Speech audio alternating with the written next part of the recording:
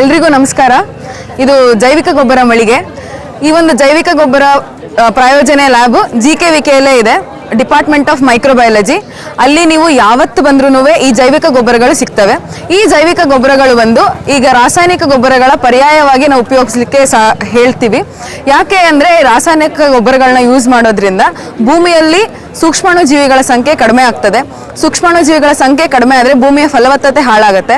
So ಅದನ್ನೆಲ್ಲನೂ ಮತ್ತೆ ತರಲಿಕ್ಕೋಸ್ಕರ ಈ ಸೂಕ್ಷ್ಮಾಣುಜೀವಿಗಳನ್ನ ನಾವು ಜೈವಿಕ ಗೊಬ್ಬರಗಳ ರೀತಿಯಲ್ಲಿ ಕೊಡೋದಕ್ಕೆ ನಾವು ತಯಾರಿಸ್ತಾ ಇದ್ದೀವಿ.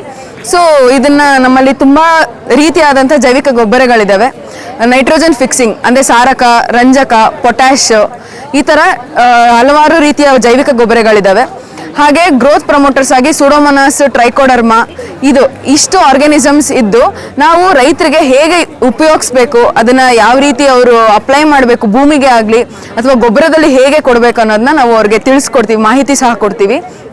ನಮ್ಮಲ್ಲಿ 2 ಥರದ ಜೈವಿಕ ಗೊಬ್ಬರ ಇದೆ. ಒಂದು ಪುಡಿ ರೂಪದ ಜೈವಿಕ ಗೊಬ್ಬರ, ಇನ್ನೊಂದು ದ್ರವ ರೂಪದ ಜೈವಿಕ ಗೊಬ್ಬರ. ಪುಡಿ ರೂಪದ ಜೈವಿಕ ಗೊಬ್ಬರ ಬಂದು ಅವರು ಗೊಬ್ಬರದಲ್ಲಿ ಈಗ ಫಾರ್ಮ್ ಯಾರ್ಡ್ ಮೆನ್ಯೂರ್ ಅಥವಾ ತಿಪ್ಪೆ ಗೊಬ್ಬರ, ತೊಟ್ಟಿ ಗೊಬ್ಬರ ಅಥವಾ ಏನು ಕೊಟ್ಟಿಗೆ ಗೊಬ್ಬರ ಅಂತ ಹೇಳ್ತಾರೆ, ಚೆನ್ನಾಗಿ ಡಿಕಂಪೋಸ್ ಆಗಿರುವಂಥ ಕೊಳ್ತಿರುವಂಥ ಗೊಬ್ಬರದಲ್ಲಿ ಅದನ್ನು ಮಿಕ್ಸ್ ಮಾಡಿಬಿಟ್ಟು ಅದು 7 ರಿಂದ 10 ದಿವಸ ಬಿಟ್ಟರೆ ಎನ್ರಿಚ್ ಆಗುತ್ತೆ.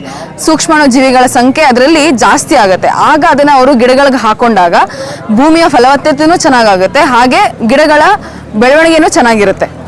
ಹಾಗೆ ದ್ರವ ರೂಪದ ಜೈವಿಕ ಗೊಬ್ಬರ ಬಂದರೆ ಅದನ್ನು ನಾವು ನೀರಲ್ಲಿ ಅದನ್ನು ಮಿಕ್ಸ್ ಮಾಡಿಬಿಟ್ಟು 100 ಲೀಟರ್ ನೀರಿಗೆ 1 ಲೀಟರ್ ಲಿಕ್ವಿಡ್, ಆ ಥರ 1:100 ರೇಷೋದಲ್ಲಿ ಡೈಲ್ಯೂಟ್ ಮಾಡಿಬಿಟ್ಟು ಗಿಡಗಳಿಗೆ ಭೂಮಿಯಲ್ಲಿ ಡ್ರೆಂಚ್ ಮಾಡೋದಾಗಲಿ, ಡ್ರಿಪ್ ಮೂಲಕ, ಸ್ಪ್ರಿಂಕ್ಲರ್, ಈ ಥರ ಹಲವಾರು ರೀತಿಗಳಲ್ಲಿ ಕೊಡ್ಬೋದಂತ ನಾವು ಸಜೆಸ್ಟ್ ಮಾಡ್ತೀವಿ.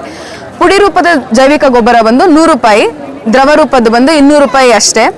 ಸೊ ಇದು ಯಾವಾಗ ಬಂದ್ರೂ ನಮ್ಮ ಲ್ಯಾಬಲ್ಲಿ ಸಿಗುತ್ತೆ.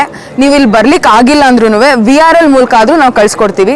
ನಮ್ಮಲ್ಲಿ ಇನ್ನೂ 1-2 ಪ್ರಾಡಕ್ಟ್ಸ್ ಇದೆ. ಅದು ಕಾಂಪೋಸ್ಟ್ ಕನ್ಸಾರ್ಷಿಯ ಅಂದರೆ ಡಿಕಂಪೋಸರ್.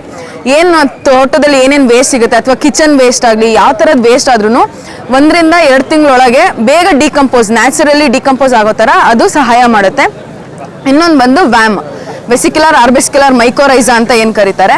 ಅದು ಭೂಮಿಯಲ್ಲಿ ರೂಟ್ಸ್ ಚೆನ್ನಾಗಿ ಸ್ಪ್ರೆಡ್ ಆಗಿ ಭೂಮಿಯಲ್ಲಿರುವಂಥ ನ್ಯೂಟ್ರಿಯೆಂಟ್ಸ್ ಪ್ಲಾಂಟ್ಸ್ಗೆ ಹೋಗಲಿಕ್ಕೆ ಅದು ಸಹಾಯ ಮಾಡುತ್ತೆ. ಹಾಗೆ ಯಾವುದೇ ಥರದ ಇನ್ಫೆಕ್ಷನ್ಸ್, ರೂಟ್ ಮೂಲಕ ಬರೋವಂಥ ಇನ್ಫೆಕ್ಷನ್ಸ್ನ ತಡೆಗಟ್ಟುತ್ತೆ. ಇದು ನೀವು ಯಾವತ್ತು ಬಂದ್ರೂ ನಮ್ಮ ಲ್ಯಾಬಲ್ಲಿ ಖಂಡಿತವಾಗ್ಲೂ ಸಿಗುತ್ತೆ. ಧನ್ಯವಾದಗಳು.